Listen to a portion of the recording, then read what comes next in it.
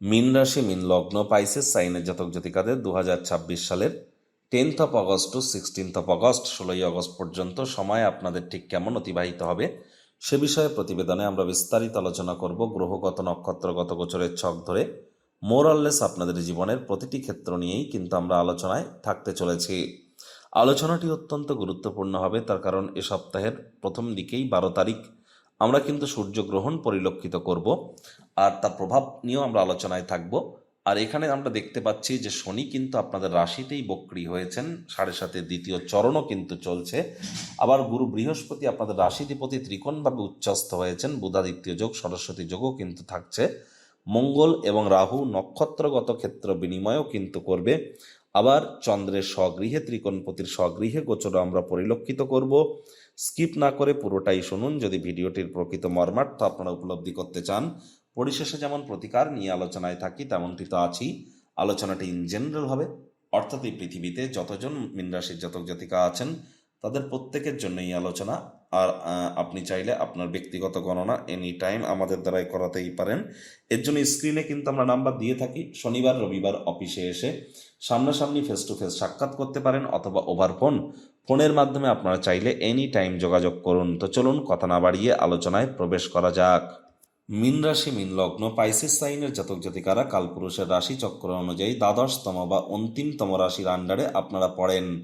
আপনাদের রাশির মালিককে গ্রহরাজ শনি মহারাজ। আর স্ক্রিনে আপনাদের রাশির মালিক হচ্ছেন বৃহস্পতি, দেবগুরু বৃহস্পতি। রাশিতে শনি মহারাজ অবস্থান করছেন, আর যেখানে 12 লেখা আছে গুলিয়ে ফেলবেন না, এটিই কিন্তু আপনাদের ফার্স্ট হাউস। আর এখানে শনি কিন্তু গোচর করছে রাহুর নক্ষত্র রেবতীতে। মঙ্গল চন্দ্রের সংযোগ থাকছে আপনাদের সুখভাবে। আর মঙ্গল কিন্তু 12 তারিখ সূর্যগ্রহণের দিন রাহুর নক্ষত্র আদ্রাতে গোচর করে যাবে। চন্দ্র 2-2.5 দিন অন্তর অন্তর রাশি পরিবর্তন করবে। সূর্য বুধ গুরুর ত্রিগ্রহী সংযোগ আমরা পরিলক্ষিত করব আপনাদের ত্রিকোণভাবে। গুরু কিন্তু শনির নক্ষত্র পুষ্যাতে উচ্চস্থ অতিচারী, কিন্তু মহানক্ষত্রের অগ্রীণ শত্রুর ভাবে। আর শুক্র আপনাদের পার্টনারশিপের হাউসে, রাহু ধনিষ্ঠা নক্ষত্রে আপনাদের কোথায়, আপনাদের ক্ষেত্রে আপনাদের মোক্ষের ভাব ব্যয়ের ভাবে গোচর করবে। প্রথমেই আপনাদেরকে বলবো 9 তারিখ 10 তারিখ এই যে দুটি দিন, এই দুটি দিন মায়ের শরীর স্বাস্থ্যের দিকে নজর দিন, মায়ের সাথে সম্পর্কের দিকে নজর দিন, মায়ের কর্মের দিকে নজর দিন।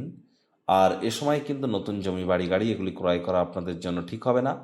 আর চেষ্টা করতে হবে মঙ্গলের যেহেতু চতুর্থ দৃষ্টি আপনাদের 7th হাউসে পুরো সপ্তাহটি জুড়েই থাকবে, তাহলে পুরো সপ্তাহটি জুড়েই স্বামী স্ত্রী অহেতুক তর্ক বিতর্ক করা থেকে বিরত থাকুন। পার্টনারশিপ যারা ক্রিয়াকলাপ করেন, পার্টনারের দিকে কঠোর সজাগ দৃষ্টি আপনারা বজায় রেখে চলুন। আর কাজের জায়গায় কর্মক্ষেত্রে যতটা সম্ভব আপনারা ডমিনেটিং নেচারের কম হবেন, সেটি কিন্তু আপনাদের ক্ষেত্রে বেটার। আয় ইনকাম বাড়তে পারে, আয় ইনকামের নতুন পথ কিন্তু আপনাদের সামনে খুলে যেতে পারে। চন্দ্র কিন্তু আবার 11 তারিখ 12 তারিখ এই দুদিন আপনাদের ত্রিকোণপতি স্বগৃহে গোচর করবে।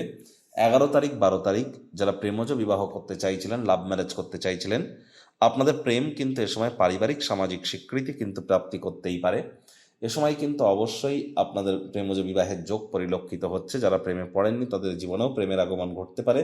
যে সমস্ত দম্পতি প্রথম সন্তান সন্ততি গর্ভধারণ বা ডেলিভারির প্ল্যানিং করছেন তাদের ক্ষেত্রে কিন্তু এই যে 11 তারিখ 12 তারিখ এই দুটি দিন দুর্দান্ত পরিগণিত হচ্ছে। এ সময় আপনারা চেষ্টা করুন গুরুর জ্ঞান এবং শনির যে নৈতিকতা, হার্ডওয়ার্ক করার ক্ষমতা, বিচার করার ক্ষমতা একত্রে মিলিত হওয়ার কারণে বৃহৎ কোনো কর্মকাণ্ড বা কর্মকাণ্ডের প্ল্যানিং আপনারা করতেই পারেন। এবং তার জন্য ফাউন্ডেশন লিঙ্ক বা ভিত্তিপ্রস্তরের স্থাপনের জন্য এই সময়টিকে আপনারা কাজে লাগান, অত্যন্ত লাভান্বিত হবেন, এই বিষয়ে কোনো সন্দেহের অবকাশ নেই। বিদ্যার্থীদের মধ্যে যারা মাধ্যমিক লেভেলের জন্য পড়াশোনা করছেন তাদের জন্য সময় সুযোগ ভালো। আপনার প্রেমের ক্ষেত্রে, আপনার পিতার ক্ষেত্রে, নাতি নাতনি, পুরনো দিনের বন্ধু বান্ধব, বয়সে বড় দাদা দিদি তাদের ক্ষেত্রে, এবং আপনার ব্যক্তিগত স্তরে আপনাদের দায়িত্ব রেসপন্সিবিলিটি কিন্তু বেশ খানিকটা বেড়ে গিয়েছে, আরও কিন্তু বাড়তে চলেছে।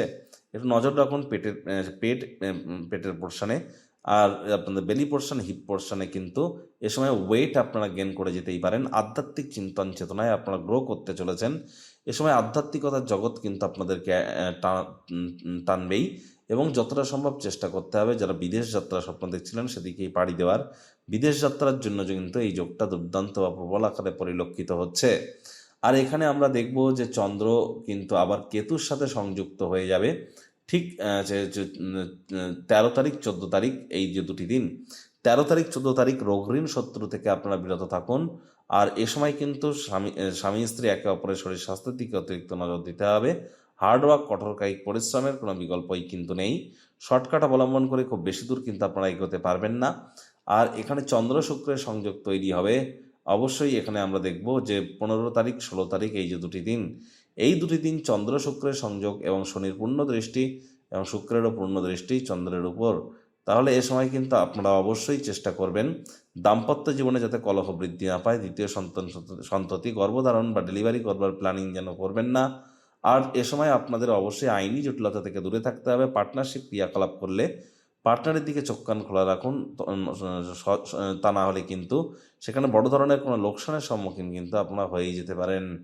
আর আপনারা আর এ সময় কিন্তু যেহেতু আমরা দেখছি যে রাহু আপনাদের ক্ষেত্রে আপনাদের দ্বাদশভাবে, যেখানে 11th লেখা আছে সেখানে গোচর করছে, তাহলে অবশ্যই বিদেশ যাত্রার যোগ পরিলক্ষিত হচ্ছে।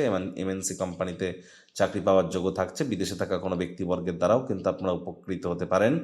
আয় ইনকাম নিশ্চিতভাবে আপনাদের বাড়তে চলেছে, এ বিষয়ে কোনো সন্দেহের অবকাশ কিন্তু নেই। আর এ সময় আপনারা চেষ্টা করুন যতটা সম্ভব আপনার নতুন জমি, নতুন বাড়ি, নতুন গাড়ি এগুলি ক্রয় করা থেকে বিরত থাকতে পারেন।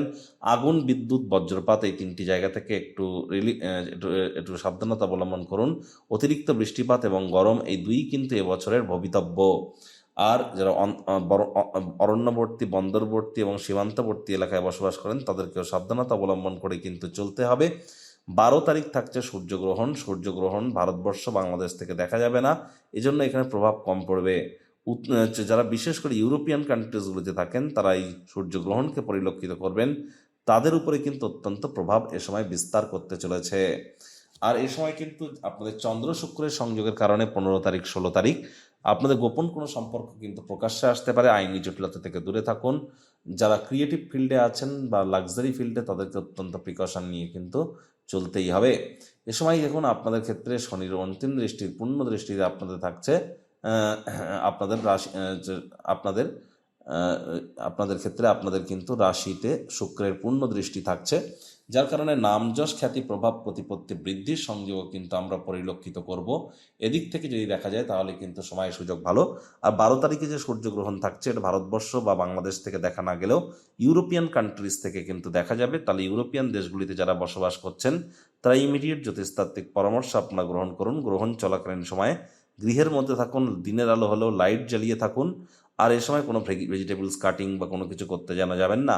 শরীরের দিকে চোটাঘাত কিন্তু লাগতেই পারে, বারবার বলছি একটু নজর কিন্তু আপনাদেরকে প্রদান করে চলতে হবে। আর এই সময় কিন্তু আপনাদের চেষ্টা করতে হবে ছোট ভাই বোনেদের সাথে অহেতুক তর্ক বিতর্ক করা থেকে বিরত থাকা। চোখ কান খোলা রেখে চলুন। আপনার বিরুদ্ধে চক্রান্ত ষড়যন্ত্র কিন্তু চলছে। বাজেটকে, খরচকে একটু নিয়ন্ত্রণে রাখবার চেষ্টা করুন, তা না হলে কিন্তু পরিস্থিতি হিতে বিপরীত কিন্তু হতেই নিশ্চিতভাবে পারে। এখানে আপনাদের বলবো 11 তারিখ আর 13 তারিখ, বিশেষ করে আপনাদের ক্ষেত্রে 11 তারিখ এবং 13 তারিখ। 11 তারিখ যেহেতু চন্দ্র শনির নক্ষত্র পুষ্য নক্ষত্রে গোচর করছিল, এ সময় কিন্তু ফুড পয়জনিং, পেটের সমস্যা একটু হলেও হতে পারে। 13 তারিখ কিন্তু আবার এ সময় আমরা দেখব যে এখানে কিন্তু আমরা মঘা নক্ষত্রে দেখব চন্দ্রকে। এবং 13 তারিখে চন্দ্রের যে মঘা নক্ষত্রে গোচর আপনার শত্রুতার মাত্রা কিন্তু বৃদ্ধি করতে পারে। রোগ এবং ঋণের মাত্রা কিন্তু বৃদ্ধি করতে পারে। একটু নজর রাখতে হবে এই দিনটাতেও তাড়াহুড়ো হঠকারিতা করবেন না, কাউকে হঠাৎ করে যেন বিশ্বাস করতে যাবেন না। আর চেষ্টা করুন প্রত্যেক দিন সন্ধেবেলা করে শনি মহারাজের বীজ মন্ত্র ওম প্রাং প্রিং প্রং শনিশ্চরায় নমঃ এবং বৃহস্পতির বীজ মন্ত্র ওম গ্রাং গ্রিং গ্রং সগুরাবে নমঃ 108 বার করে জপ করুন। দুর্দান্ত উপকার আপনারা নিশ্চিতভাবে প্রাপ্তি করবেন। শনিবার করে সরিষার তেল বেগুন খাবেন না, শনিবার করে সরিষার তেল বেগুন লবণ লোহা কিনবেন না।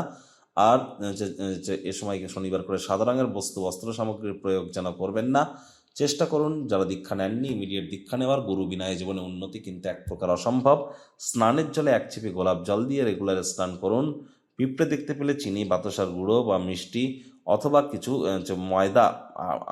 ময়দা, আটা এগুলি কিন্তু আপনারা দান করতেই পারেন। এর ফলে কিন্তু অবশ্যই বুধের মজবুতি নিশ্চিতভাবে কিন্তু বৃদ্ধি পায়। আর আপনারা যদি দেখুন কোনো প্রকার তাবিজ, কবচ, মাদুরি, পাথর বা জেমস্টোন, শিকড় বাকড় যদি পরে আছেন তো পরে কী উপকারী হচ্ছে। এনি টাইম আমাদের সাথে যোগাযোগ আপনারা করতেই পারেন। প্রতিবেদনটি আপনাদের ঠিক কেমন লাগলো, আপনাদের সুচিন্তিত মতামত আশা করি আপনারা নিচের কমেন্ট বক্সে লিখে জানাবেন। ভালো লাগলে একটি লাইক করতে ভুলবেন না। এই আশা রেখে আমি আমার বাণীকে এখানেই বিরাম দিচ্ছি। সংসারে অশান্তি, প্রেমে বাধা বা বিবাহে অনিশ্চয়তা, ব্যবসাতে ক্ষতি বা চাকরিতে ডামাডোল, অসুস্থতা, দুঃখ, দারিদ্রতা থেকে কিছুতেই রেহাই মিলছে না, পরীক্ষায় ফেল, তাহলে আর দেরি কেন? জীবনের যাবতীয় সমস্যার সমাধান করব আমরা। বাস্তুশাস্ত্র, সংখ্যাতত্ত্ববিদ্যা, লাল কিতাব, বৈদিক জ্যোতিষশাস্ত্র, কৃষ্ণমূর্তি প্রভৃতি পদ্ধতিতে জন্মছক বিচার করা হয়। প্রয়োজন অনুভব করলে স্ক্রিনে ফ্ল্যাশ হওয়া নম্বরে যোগাযোগ করতেই পারেন।